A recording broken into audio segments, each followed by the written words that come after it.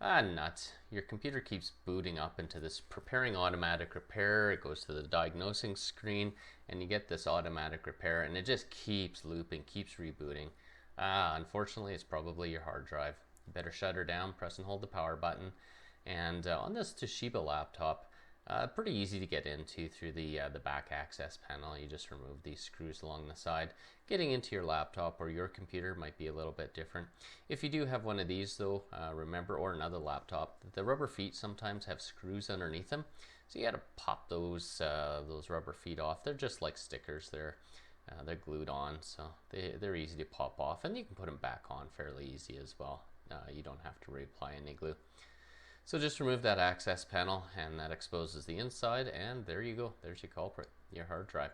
Now, how that's mounted depends on your laptop manufacturer. This one is just kind of held in with friction. So you pop that off. Now, you have to be very careful with this ribbon cable because those are very, very delicate. So just be careful, just wiggle it out. That hard drive came out pretty slick. I got a new one. Got it off of Amazon. It's a 250 gig SSD, so this will make this computer run fairly quickly now. Put it back in once again. Be careful of that ribbon cable, especially where it connects to the motherboard there.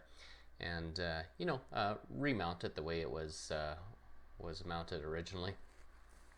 Good time to clean out your fan. This is a perfect opportunity. It's open, have some compressed air. I set mine up vertically like this.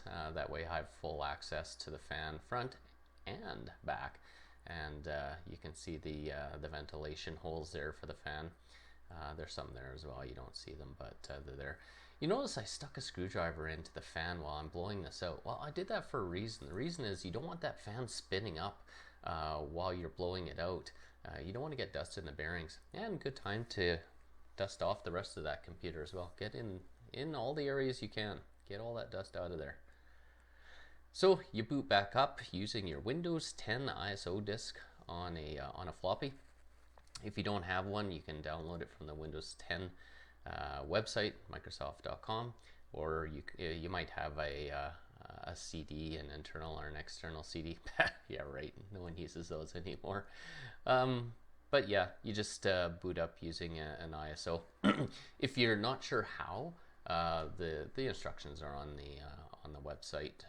You just download their tool. Yeah, it takes a while for Windows to boot up first time. That's because there's nothing on the hard drive, and so the computer's gone wonky. It's like, what do I boot to?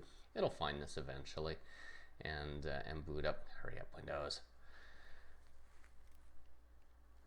It really does take a long time. Oh, there we go, spinny dots. So we know that we got some love here. So it'll boot up, and then you'll be able to reinstall Windows, reinstall your applications. Hopefully you have a backup of your hard drive for anything else that you have on it. What though if your computer just doesn't boot up to that memory stick? Well, you have to go into the BIOS. And this one I press F2 to get into the BIOS. You might have to press delete or F11, F10. But what you're looking for is you're looking for boot options. And you want to be able to change your boot order here. You select your USB memory. You want that always to be at the top of the list.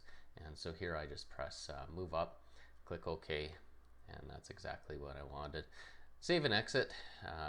Yeah, absolutely. Yeah, yes, save the changes because all this was for nothing if you didn't. And then it'll go ahead and you've reinstalled Windows. Good for you. So that's one thing you want to do. Check to make sure it does activate. So this was already had Windows 10 on it, so there is the Windows activated. It's a digital license, but this is how I resolved this issue. I loaded up a training user profile. Yeah, I know, real original. But once again, this is how I did it, and it worked for me.